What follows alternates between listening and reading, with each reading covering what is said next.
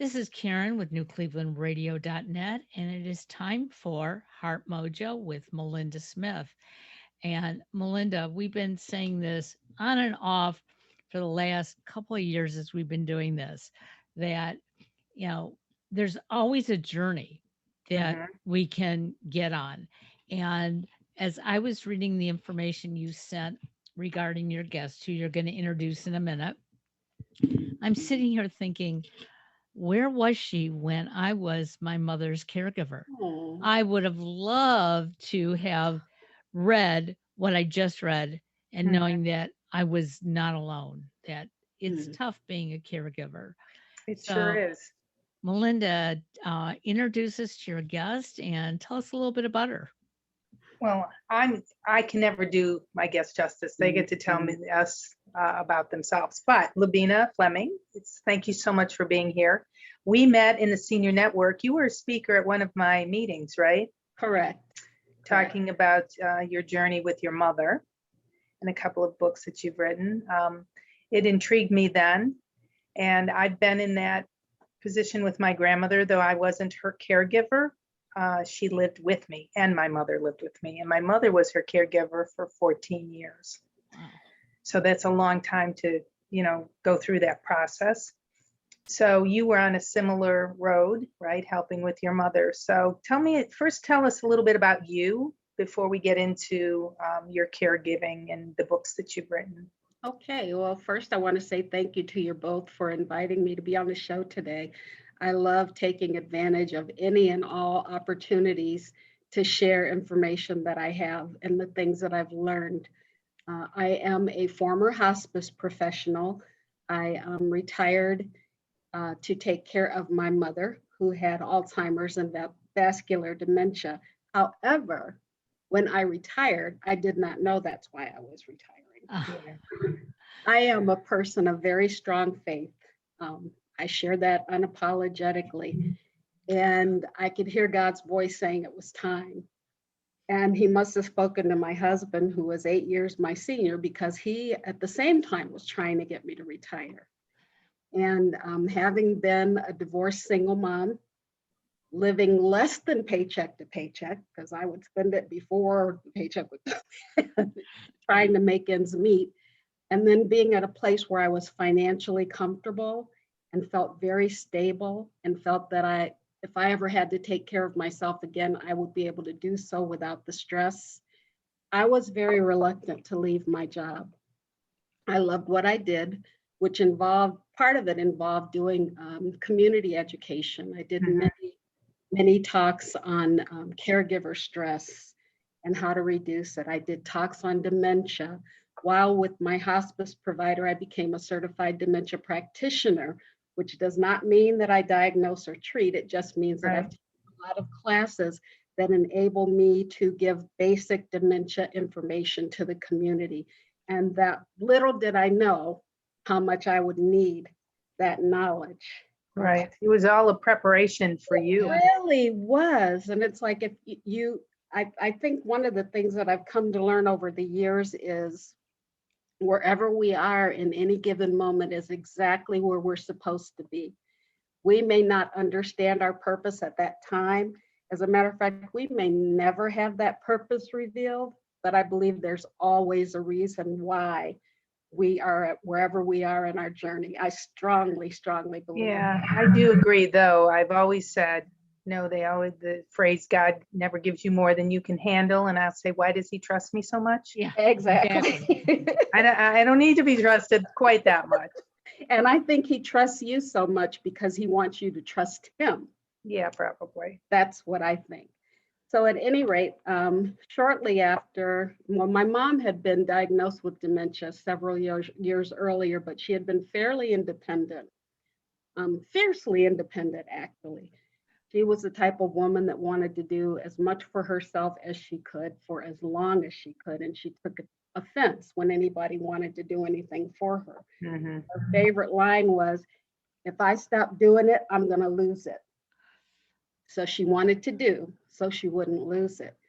So shortly after I did retire, God showed me that I had been living a life of excess, you know, When it was time to, when I was really strongly considering, I had told myself, oh, I want new furniture and I want to take a trip here and I want to do this and I want to do that. And he's like, you have so much stuff now that you don't even use. You are living a life of excess and you want to keep working so you can accumulate more excess. And once that was revealed to me, I reluctantly let go of my job. And I say reluctantly because in my back of my head, I trusted God. He has always brought me through. But in the back of my head, I still remember those days in my 20s where I was struggling to keep food. Sure. That was always with me. But I had to trust him. And he knew what I didn't know, which was that my mother was going to take a turn for the worse with her Alzheimer's. And she started having falls that would result in hospitalizations. And we learned that she had spinal stenosis. Every time she'd go into the hospital, she'd end up picking up some kind of infection. She'd go to a rehab center and pick up something else. You know, it was like a vicious cycle that continued for a couple of years. But my mom always wanted to remain in her home. That was her number one wish. No matter what, I don't want to leave my home. And number two, she had this desire to live to the age of 90. So we did not know why that was so important to her, but that was just something that was, you know, at the top of her bucket list. I want to So live. how old was she at that point when you? My mom was 88 when she started expressing that. To decline. And so she, like I said, started that vicious cycle. And within the first, I think, 8 months of my retirement, one of my brothers who she adored and who lived, you know, in the same city as she did and would visit her frequently, died unexpectedly Oh, of a heart attack. She had lost another son to a heart attack. And this actually was the third son that she would be burying. oh my goodness. And if you know anything about dementia, you know that whenever there's a trauma, whether it be a death or a hospitalization or some type of accident, it's a setback for the person who has dementia. And it was a setback for my mom. And we finally reached a point. She was in, I think it was probably her second stint in rehab in maybe 4 months' time. And they said she cannot live on her own. You know, there's absolutely no way she can live by herself. And I'm embarrassed to say that with all of the things that we saw going on, there was still a sense of denial. Oh, sure. It's like, even though with my background, I knew what was going on, I kept seeking other reasons for her to be experiencing the things that she was feeling.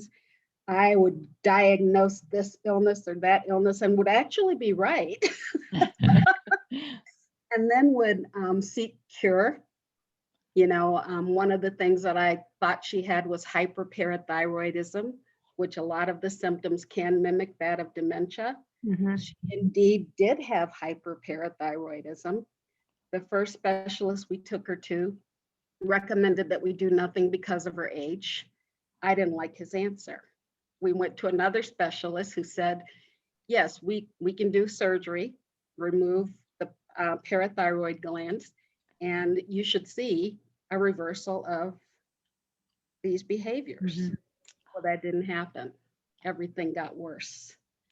So it's like all of those things that I was hoping, and I think anybody who is dealing with a situation like that, you don't want to think about dementia, especially if you know the progression of the disease. I was just going to say, isn't it harder because you know? I think it exactly is. If you don't know what to expect, it's just, oh, well, that's just one more thing in the road. But for those of us who work in the industry, and particularly you as an instructor, you knew this is this step, and here's what happens next. And, I knew. But we're all the human. Progression.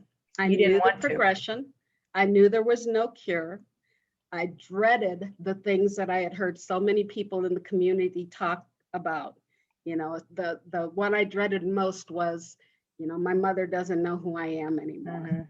That's what I was dreading more than anything. And fortunately for me, when my mom did reach that point where she didn't know who I was, she thought I was her sister. So even though I didn't have that connection as her daughter, I knew she loved me as her sister, and she knew that I loved her. So that's all about looking for the blessings, even in the midst of the pain, because there are plenty of blessings along the way as well. We were fortunate enough with my mother. I have a dear friend, my best friend since I was a teen, had a half sister who has been a caregiver for years and years and years. And I was able to bring her on as a caregiver for so many days a week, all day long. And then my brother, one of my brothers who works in physical therapy at the local hospital, he volunteered to move in with my mom. Oh, that was And wonderful. so he lived next door, actually on her property. When she was no longer able to be by herself, he just moved in with her. And so it would be either me or the the other caregiver during the day. And then he would take over when he got out of work, and he would be with her in the evenings and overnight. So we went through that for several months, before her passing. Mhm. So that was a blessing too. But I learned so much during that course of that journey. And I believe it was Maya Angelou that says that we do the best we can until we know better. And then when we know better, we do better. I probably butchered that. No, that's pretty good. But I If not, it truly was believe that. And one of the things that sustained me during the course of our journey, number one, was the fact that I had phenomenal brothers. There were 3 of us remaining, and we did whatever we could. There was no bickering, there was no fighting. We would have regular meetings. We would come to a consensus. And I know that in itself is very unusual. So I know that was just a blessing. And then God directed me to journal. And I fought that tooth and nail because I tried to journal before and I did not enjoy it. It was not something that had been comforting to me, Mhm. but I resisted. And after a while, I started looking forward to it, because if you're dealing with anyone with a serious illness, you go through a myriad of emotions. And some of them you're not comfortable talking to others about because you don't want to be judged. Mhm. There are things that you feel and there are things that you want to say that you just don't feel comfortable telling a person. So my person via my journal was God. I was able to say whatever I wanted, whatever I was feeling, whatever I was angry about, whatever I was anxious about. What I really did find release when I took the time to write it down, and it became my safe space. And I actually did feel like I was having a conversation with God when I would journal. I think that's, people who've been caregivers get that, right? But if you've never been a caregiver, you're trying not to take out, you're angry at the whole situation. You're angry for what's happened to your loved one. You're angry because it inconveniences you. It just does. It changes your whole life. And this is a way for you to put that out there and not take it out on your mom or your brothers, right? Exactly. And it's also, caregiving is a thankless job. Mhm. It really is a thankless job. And I think anybody who is doing it to, and I have to be honest, some people do things for recognition, you know, it's like a martyr type complex. Most caregivers are not that way, but there are some. If Sure. you're looking for recognition as a caregiver, forget it. Not You're not getting going it. to get it. You're not going to get it. You have to do it. It's a calling. It's a duty. And in all honesty, now I can say it was an honor.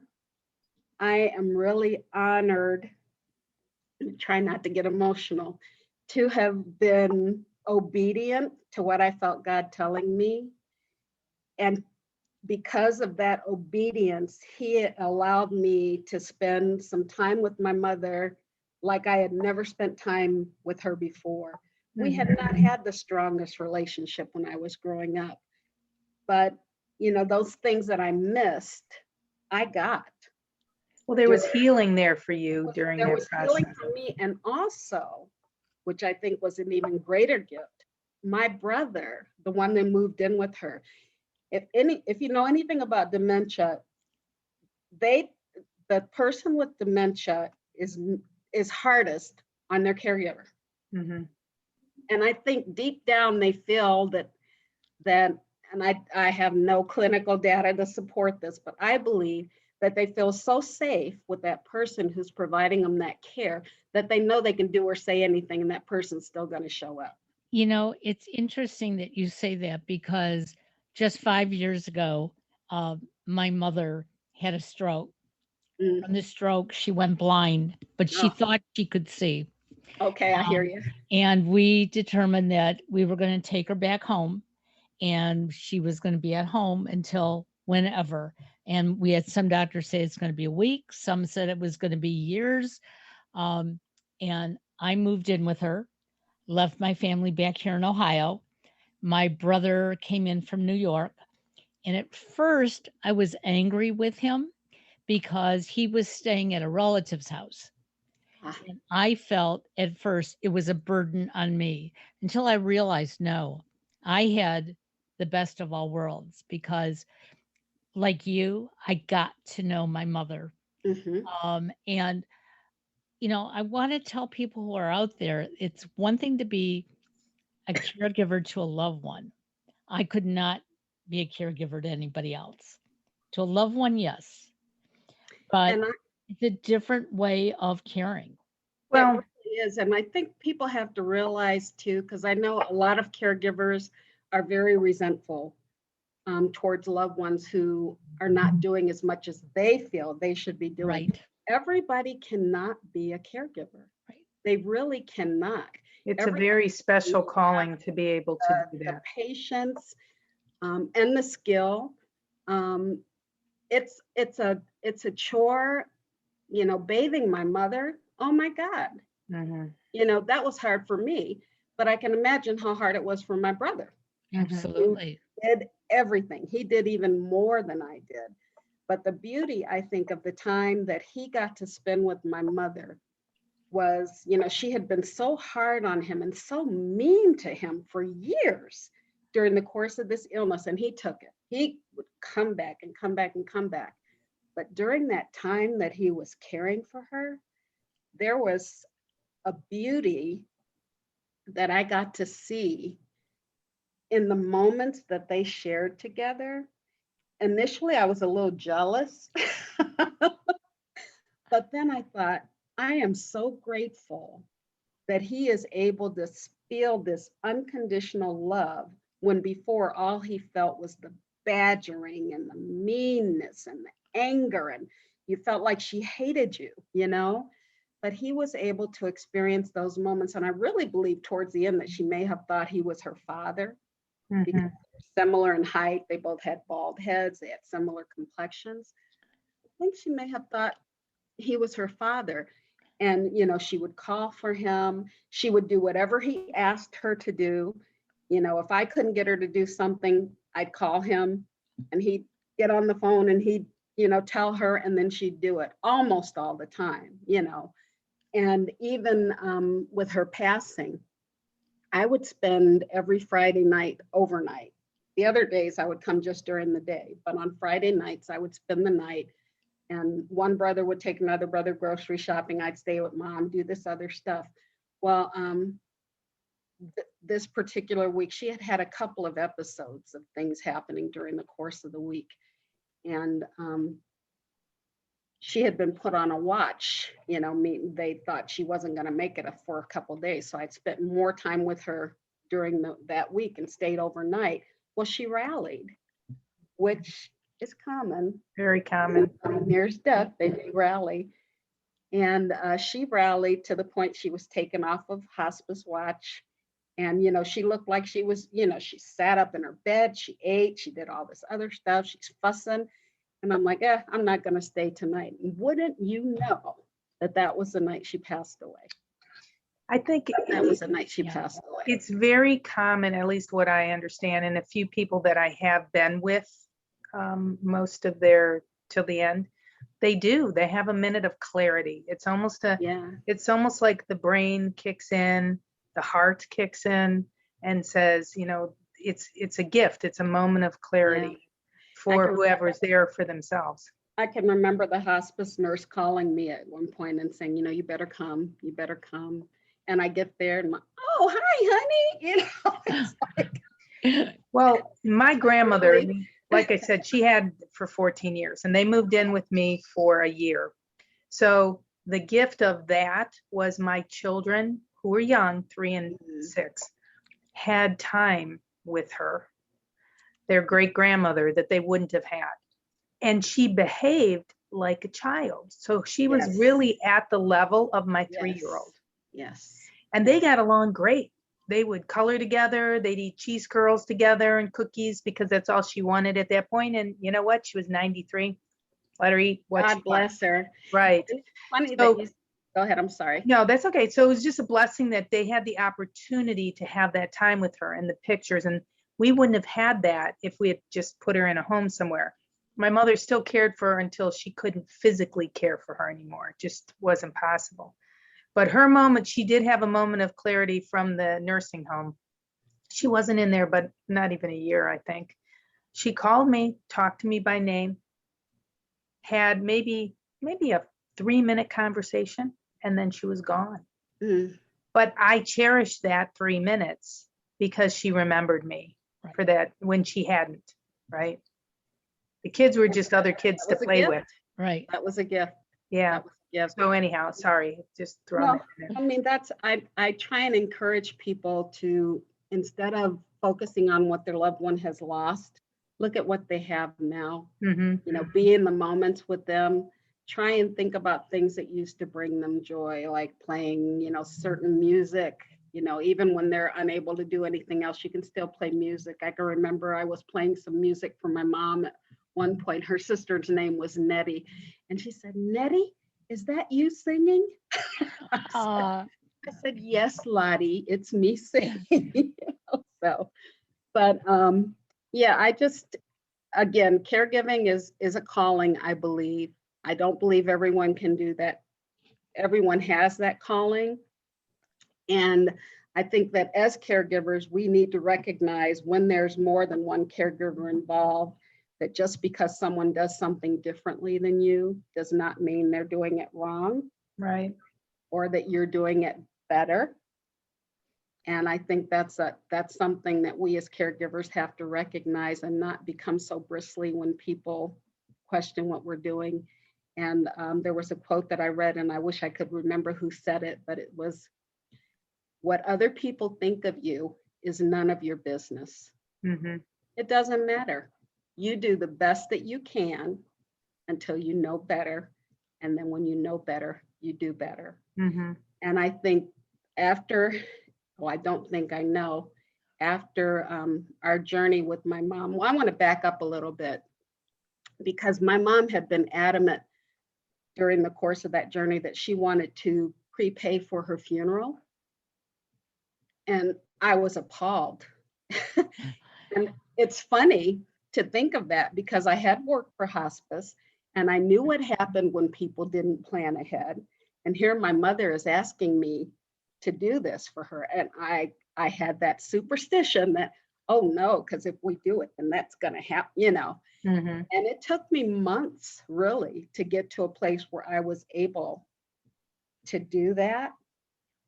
And it was funny, I had taken her to breakfast, and the funeral home that she wanted to go to was maybe 2 blocks away from where we were having breakfast. And we were sitting at breakfast, and she just looked me right in my face and she said, I want to plan and pay for my funeral. When we left breakfast, we went right to that funeral home and took care of it. And I have to tell you, as much as I was avoiding it, I was so relieved after it was done. knowing exactly what she wanted, Mhm. the way that she wanted it, what she wanted to wear, how she wanted to look. She knew everything. And it was such a relief and a source of comfort, so much so that when I left her that day, I wrote her obituary. Interesting. Isn't that something? Yeah. Mhm. It's something, because I thought I can do this now. I'm clear-headed. I'm not emotional. You know, if I have questions that I need to ask her, I can work them into conversations. And I had it tucked away. I had the dress that she wanted to wear cleaned and ready to go, you know, and my mom was very savvy in that. Well, she learned from my dad. My dad had everything that he wanted done in writing, everything. And that may have been why she was so adamant about, you know, bank accounts, who she wanted money to go to, setting those accounts up as joint survivorship or payable on death, setting her house up as a transfer on death. All of that was done. Everything was done. So when my mom passed away, we were able to really grieve without having to deal with all of the mechanics, those things that you have to take care of. We were able to truly grieve for her and celebrate her as well. Well, and that was a gift It for was, you I from had her. many gifts along the way. I'm just so very grateful. But and actually, that's part of how my books came to be. The first one, I Love You Always, One Family's Alzheimer's and Dementia Journey and the Lessons Learned Along the Way. After everything was over with my mom, and I planted a tribute garden to her in my yard, so that if I felt like talking to her, I had a little place to go and I could just Mhm. enjoy some of her favorite flowers. It was very therapeutic for me. But the other piece was I felt God again talking to me and telling me, now you have to share what you learned. And I'm like, what do you mean I got to share what I learned? I'm not putting my journal out there. And, you know, I was inspired and directed to write the book that I did not feel qualified to write. But a friend said, you know, God does not call the qualified, he qualifies the called. So she's like, if he's telling you to write this book, he's going to give you what you need to write it. And he did. And the goal, I was like, well, why am I writing this book? Why am I writing this book? Who am I writing this book for? And he's like, you just do the job. I'll make sure it gets to whoever needs to see it. And that's kind of where I am. So I followed directions. I wrote the book. It took me a long time. It took me over a year to actually write it. And even when I was writing it, I was still struggling. And I had a friend who was an excellent writer. Her name is, she writes under the pen name of Abby Vandiver. And she just looked at me one day and she goes, just write. She goes, stop trying to edit, stop overthinking, just write. And I literally, I think over a year's time, I had written 3,000 words. In 2 weeks' time, I wrote over 70,000. Wow. So that book was published in July of 2020.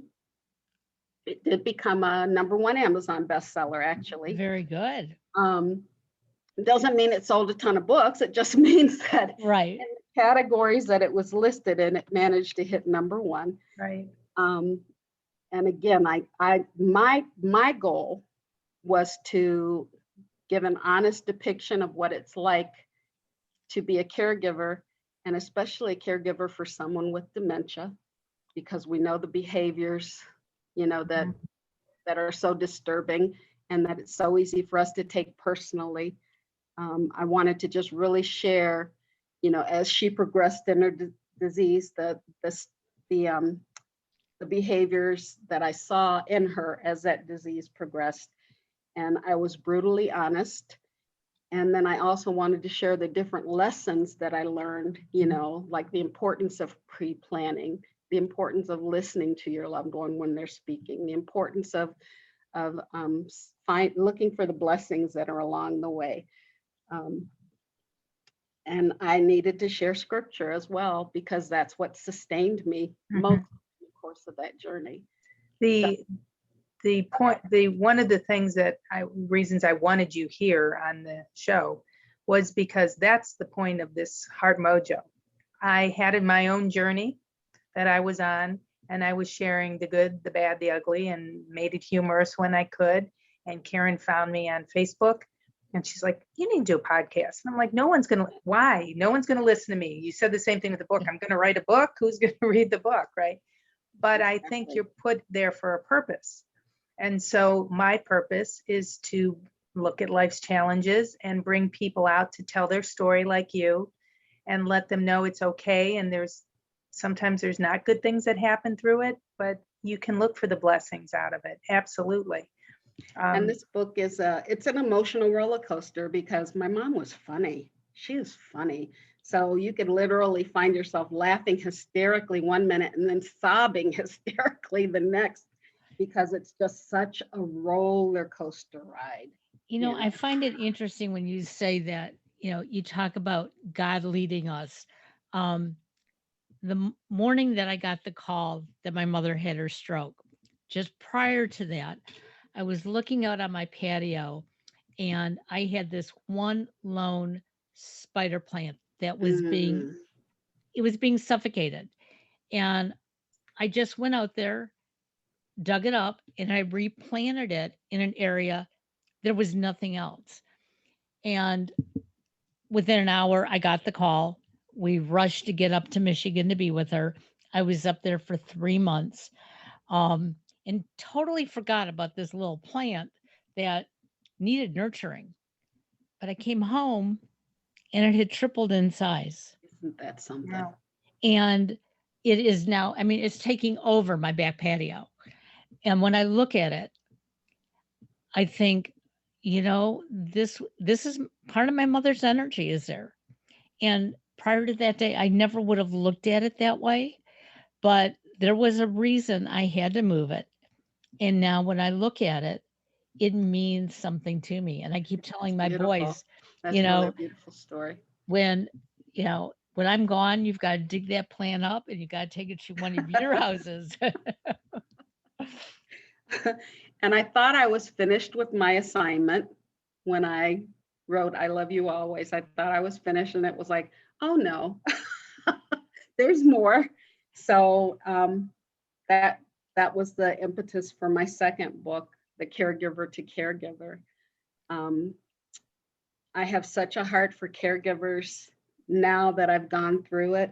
One of the biggest lessons I learned that as a caregiver is that you can know as much as you know.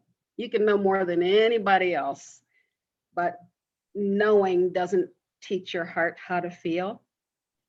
And a lot of what you know goes right out the window when you're dealing with somebody you care about. Mhm. You know what you're supposed to do, but it's a whole different ball game when it's someone that you care for, So one of the things that I would hear over and over again from people who had read I Love You Always was that they really loved the scripture and the lessons. And well, they liked the story as well. But I felt God telling me, okay, now you saw what journaling did for you. It's time to share that with somebody else. So with Caregiver to Caregiver, it is a 52-week journal, and it's scripture focused, and it has guided reflections. Because if people are like me, sometimes you want to write and you're not really sure how to start or whatever. So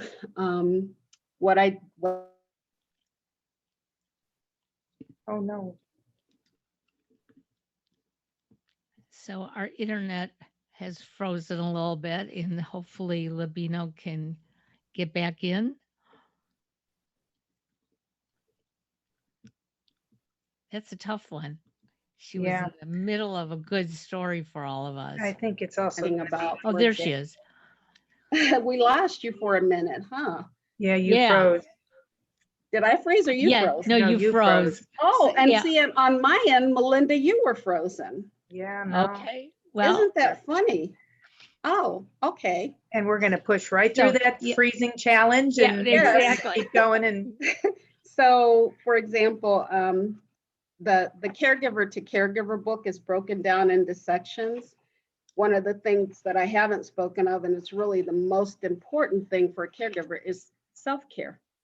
Mhm. You cannot take care of anybody else if you're not taking care of yourself. And I have so many people that'll say things like, well, I don't have time to take care of myself. And I'll say, okay, so what happens if you're incapacitated? Who's going to take care of your loved one when you're incapacitated? Because if you're not taking care of yourself, you are going to reach that point where you're going to need help. Right. You don't even need to be with someone who's ill if you're taking care of your children. Same thing. That's true. That's true.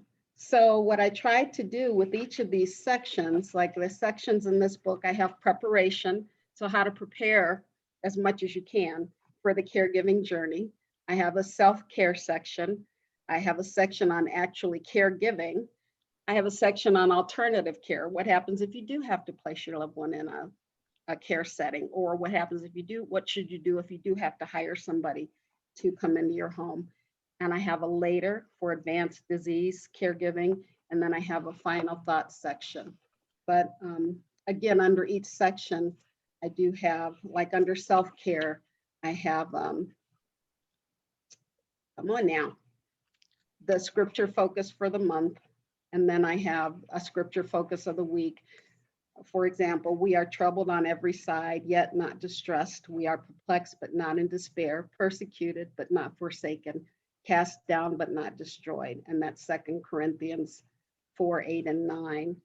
And then the lesson for that particular week was, although you may feel differently, your caregiving journey will not last forever. It's not a life sentence.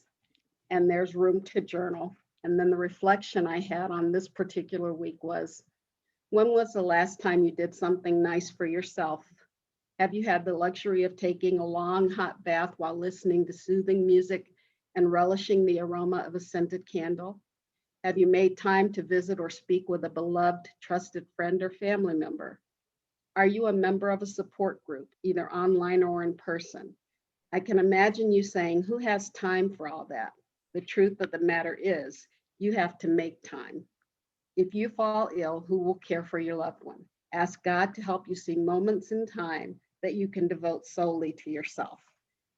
You know, so that was a writing prompt on that. So that's kind of That had to be a huge challenge for people during COVID, because you were the sole caregiver and you couldn't even get out of the house or bring anyone in the house, let alone do self-care. well, and then that's when you do what you did when you were a mom, especially if you're a single mom. You know, Right. what did you do? You slept when your baby slept. You know, did, yeah. You took advantage of any little breaks in that schedule that you could devote to yourself. Otherwise, you would have lost your mind, you know. And it's the same with caregiving. And you have to do it unapologetically. You deserve to take care of yourself. You owe it to yourself and to your loved one to do that. I know for myself, when I was living with my mom and taking care of her, we did have caregivers there as well. But in the beginning, I would feel guilty when I'd say in the morning, I'm going to go for a walk. And I was feeling guilty because what if she passed while I was taking that walk? And I finally had to convince myself that even if I was sitting next to her, which I was when she passed, but even if I was, it didn't mean that I loved her any less. And so every morning when I go out for that walk, I would just keep telling myself, it's okay. It's okay. And that was my rhythm to walking. And, my brother took the time that he needed. And that's when I, realized it's okay. And my mother is not going to hate me for doing this. So. And I'm glad that you said that for a couple reasons. One, when I was one of the caregivers for my mom, I did not like to leave her. During my time, I did not like to leave her. So my brother who worked would come over after work. I wouldn't want to leave my mom. I'm taking care. And God gave it to me. He's like, you are depriving your brother of the same joy that you're getting from being able to have that quality personal time with your mother. How dare you? Yeah. And once I came to grips with that, I was like, oh, okay, you want to come over and say, fine, that's fine. Come on, I'm gone. Help yourself, And then another thing, we tell ourselves a lot of lies. And and this isn't the case for everybody, but sometimes we put it in our mind that we need to be present when our loved one passes, or else we did something wrong. Nobody told us that. That's just something that we have in our minds. Right. Mhm. And having been involved with hospice for so many years, first as a volunteer and then as an employee, what we saw more times than not, the person who died waited until their loved one left the room Right. to pass, because they didn't want you to experience that. And I got to see that firsthand with my sister-in-law, whose husband had cancer, and he was at hospice house, and she was there 24/7. And she called me on a Saturday and she said, they don't think he's gonna make it, could you come? And I was like, absolutely. And I got there, and it's she and her 2 kids were in the room. And I told her, I said, you know what? I said, he may be waiting for you guys to leave, to pass. And she said, really? And I said, yeah, really. And she goes, the nurse told me that, but I didn't believe her.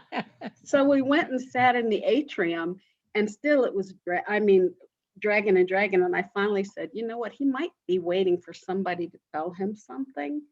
Mhm. Maybe he needs to know that you guys are going to be okay without him. And my nephew went in the room, and he never shared what he told his dad. But within 10 minutes of him coming out, his father passed away, So sometimes they may need to hear something. They may need to forgive somebody. They may need to be forgiven. You just never know. But whether we're in the room or not has absolutely nothing to do with when they pass or how they pass. And I had to come to grips with that again with my mother. It's like, all those nights I stayed with you and you waited till I was, how dare you, but that was what she needed. Exactly. It's about her. It's not about me. It's not about me. So how can people find your books? The easiest place is Amazon. Okay. Just going to Amazon and typing in my name, LaBena, LaBena Fleming, Fleming, and both books should pop up right there. That's And the they do. easiest, quickest step, So recapping, because we've had a lot of discussion with your story. The first book is really your story, That's the right? story. Your Correct. journey. And the second book is an instruction book to help somebody else get through their journey. Well, and I'm gonna say there's instruction in the first book as well.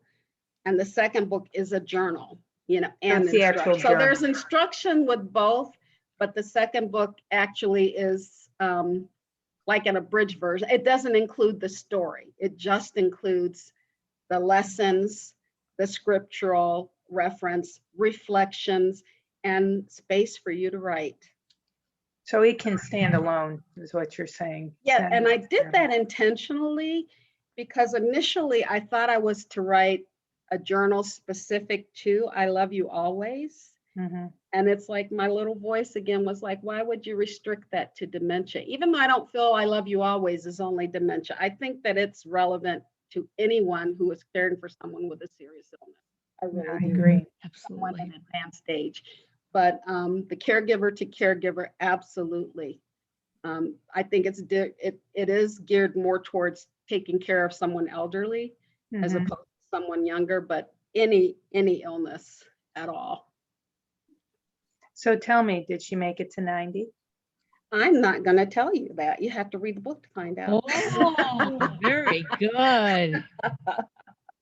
That's the number one question I get. Is Did it? she get to 90? And I'm like, have to read the book to find out. If I was a betting woman, I'd bet that she probably did.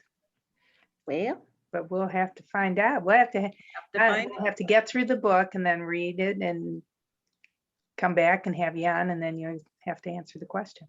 Oh, Even I would one love to. Yes, Yeah, It's absolutely. wonderful. Absolutely. So what would be, because our time's almost up, so give me, 1 or 2 things that you want to leave somebody who might be listening to this and just kind of, oh my gosh, I'm a new caregiver and here I sit in this and, I don't have time to read. Okay, which they will get to, I know, but Give a couple of, words of advice that you would give somebody in that situation. My first word of advice, and I told you I'm a woman of faith, and my first word of advice is you have to have an anchor. Caregiving is the most harrowing job that I think anyone will ever have. And if you don't have that strong anchor of faith and of hope and of life after death, I know that I personally would not have survived that journey if I had not had that anchor. And of course, my anchor was God. So that would be the first advice I'd give to anybody. The second advice would be to be kind to yourself. You're not going to do everything right, but you're not going to do everything wrong. And once you know better, do better. And that's where my books come in.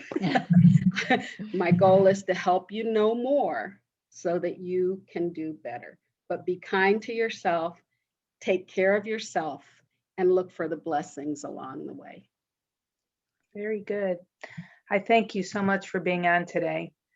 I thank you for having me. It's been a pleasure to get to know you a little more than the first time I listened to you do your speaking for our networking group. So, and I think I had 10 minutes before, so you gave me almost an hour. Yeah. Well, you have a lot to share, and whoever gets a chance to watch this, hopefully they will pick up your book and be able to move forward in their journey a little bit easier because you put that out there. Well, thank you. And in addition to, writing the books, I do public speaking. I've done some workshops as well. So, LaBenaFleming.com if you're interested. So absolutely. Well, and they can find you on LinkedIn too, right? Yes. On LinkedIn? Yes. And Facebook. And Facebook. I'm assuming LinkedIn is probably the easiest way, maybe from a business aspect. LinkedIn probably is the easiest way. Email author LaBena Fleming @gmail.com. Okay. We'll make sure we put some of that information out there too, along with this. I appreciate it. Thank you so much. It was such a thank pleasure you. meeting you, Karen, and seeing you again, Melinda. I thank think you our so paths much will cross for- again. Maybe we'll have. I think they might. I think they might. Thank you again. We appreciate Everybody it. stay well, and we'll have you back again. Thank you. God bless you both. Take Bye-bye. care. Bless you too. All right. Take care. Bye. Bye.